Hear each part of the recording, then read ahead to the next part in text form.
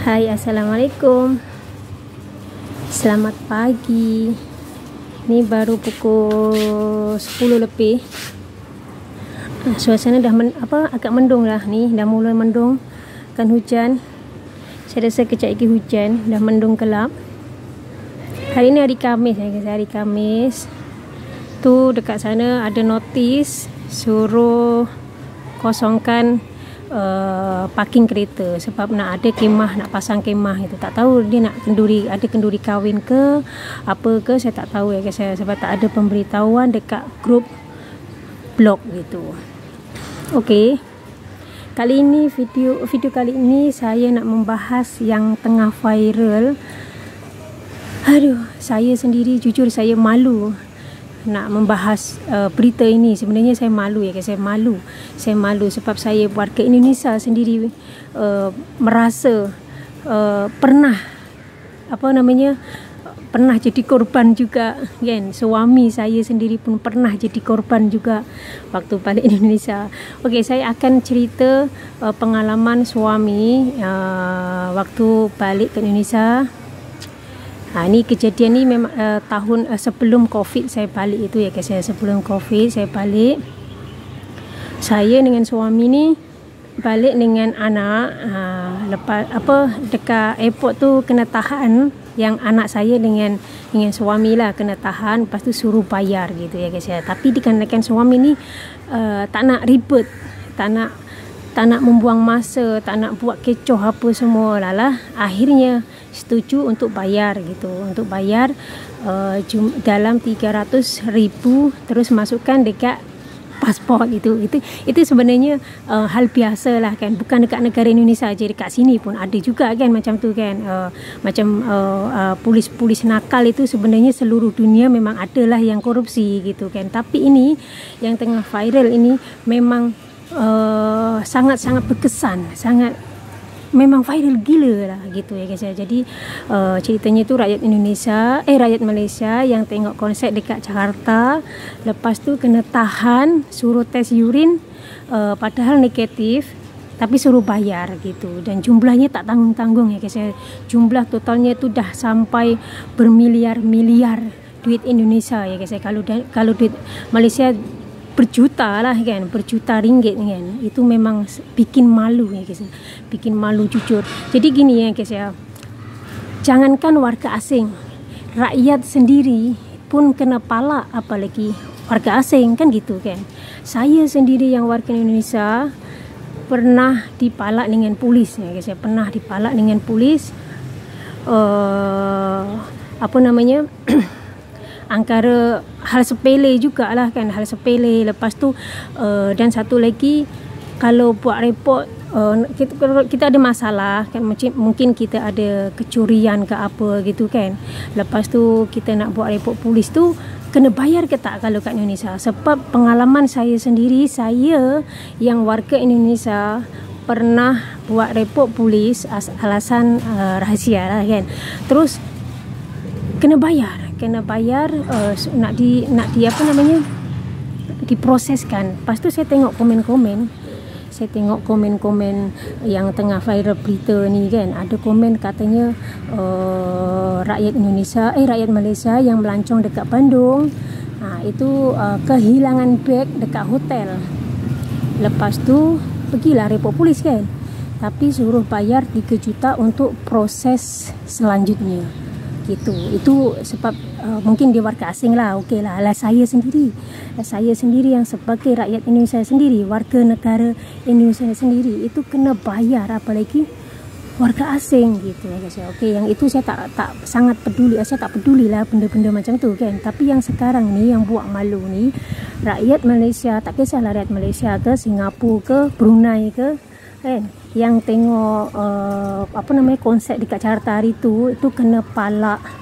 Ya Allah, malunya, sumpah malu, memang jujur malu ya guys. Ini berita ni viral kat mana-mana tau. Dah memanglah dah ditangkap, tapi kan tak sepenuhnya ditangkap kan. Ya Allah, harap-harap je dengan presiden baru Pak Prabowo, tolonglah berantas korupsi ni ya guys ya. Memang memalukan. Kalau ibaratnya korupsi dengan warganya sendiri itu kan tak beberapa malu. Ini dengan warga asing gitu, ya Allah.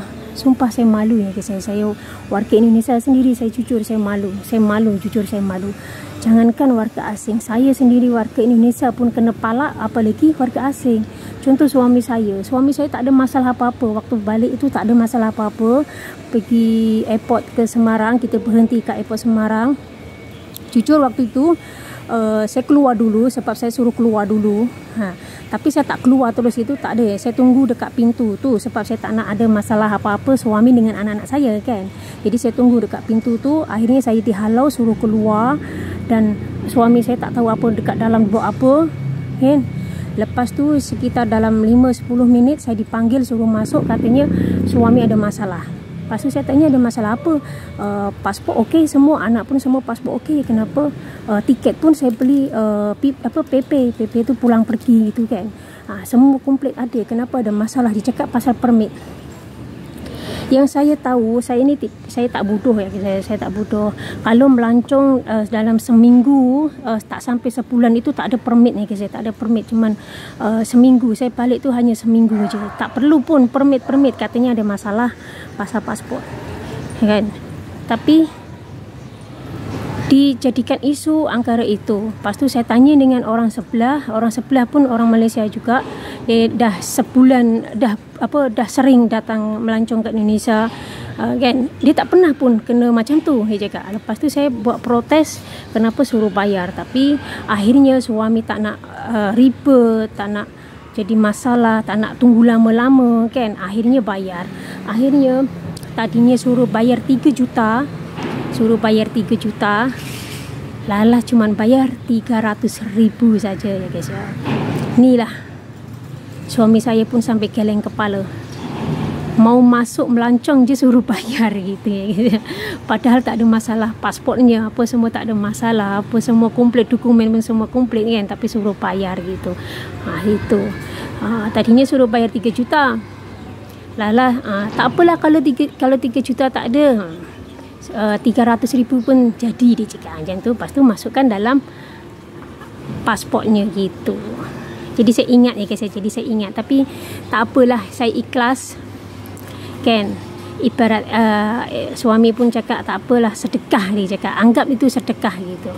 Tapi caranya kan tak elok kan gitu. Tapi sekali kena itu je ya guys, yang itu yang lepas-lepas tu tak ada pun kena, cuma sekali je itu yang kena itu. Tapi tak apalah, memang harap tolonglah di presiden ni, tolonglah jangan sampai bikin malu negara sendiri gitu. Janganlah sampai macam tu kan. Kita okeylah pasal suami yang kena bayar itu sebab suami pun warga asing kan. Lah saya sendiri pun kena bayar ya guys. Saya sendiri pun kena bayar. Ya Allah, sumpah saya kena bayar. Saya pun lebih tinggi katanya, bayarnya itu lebih tinggi. Tapi akhirnya tak jadi bayar. Yang bayar itu suami je gitu. Itulah pengalaman saya waktu saya baliklah dengan suami. Tapi suami tak kapok, tetap akan balik lagi gitu. Jadi sebab dulu saya balik kan belum ada channel YouTube kan, belum ada apa-apa media sosial kan. Jadi tak adalah sampai viral. Cuba kalau masa tu saya ada YouTube ke apa, memang saya akan concong kamera si pihak-pihak tertentu gitu guys ya. Itulah pengalaman saya waktu balik dengan suami gitu. Dan harap-harap sekali lagi dengan Pak Prabowo, harap-harap je tolong berantaslah tukang-tukang korupsi yang ada di Indonesia sana. Banyak ya guys, banyak. Memang banyak lah.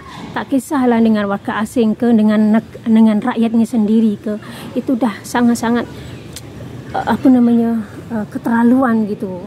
Sangat-sangat keterlaluan gitu. Tolonglah, semogalah kita yang ada dekat sini pun berdoa semoga Indonesia yang dipimpin dengan Pak Prabowo ni akan lebih baik dari sebelum-sebelumnya. Okey, terima kasih sudah mendengarkan luahan cerita saya ini. Terima kasih. Bye.